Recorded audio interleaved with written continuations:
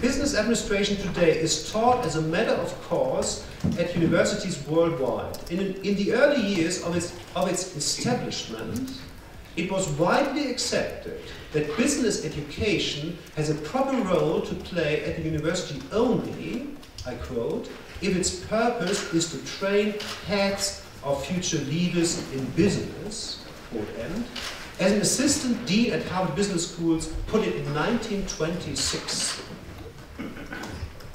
This dean further said, if its purpose is to train hands or technicians or merely successful moneymakers, the course has no place in the graduate department of a university. But just that happens.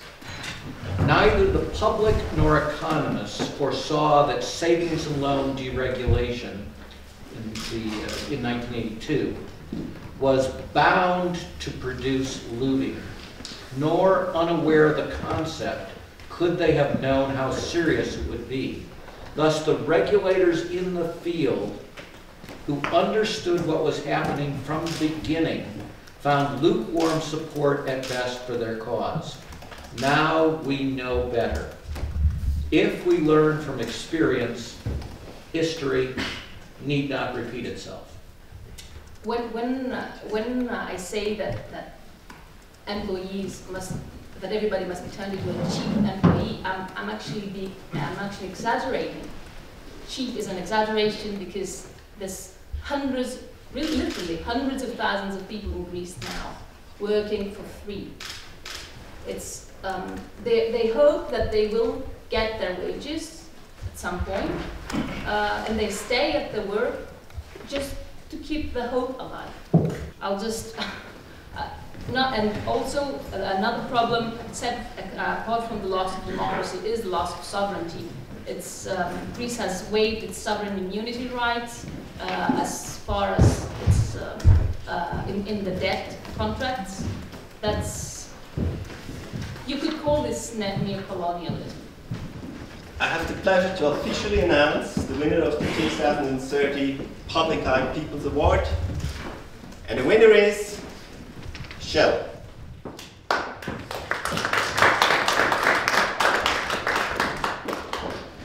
Shell is the first company to win the award twice. Back in 2005, at the first Public Eye Awards, Shell was shamed for its corporate misbehavior in the tropics. More precisely, for their unwillingness to stop gas flaring in Nigeria, despite the impacts on the health of affected communities and the environment. In addition, the company was dishonored for not cleaning the numerous oil spills it caused in the Niger Delta since 1956. 8 years later, it is Shell in the Arctic.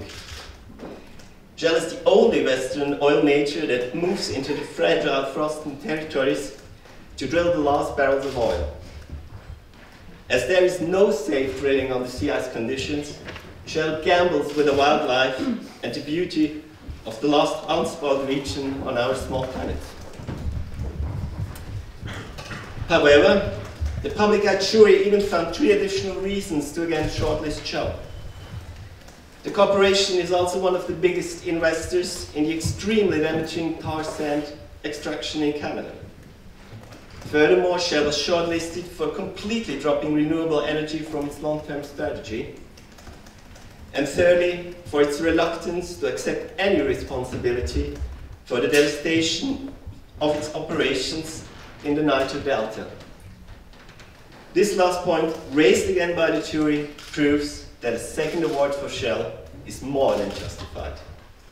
Greenpeace, the Arctic campaign, has nominated Shell for this award, and I congratulate that the majority on people from all over the world have voted Shell for the Public Eye People's Award.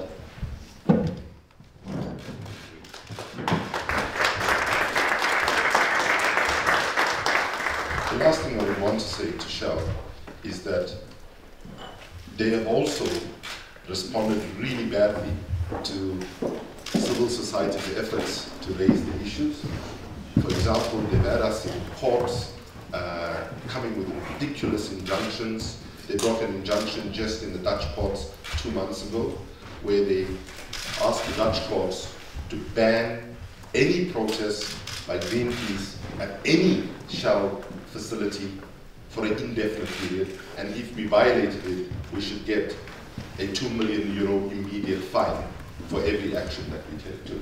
And I want to say, on a positive note, and say to Shell very, very clearly, you can fool some of the people all of the time, all of the people some of the time, but never all the people all of the time.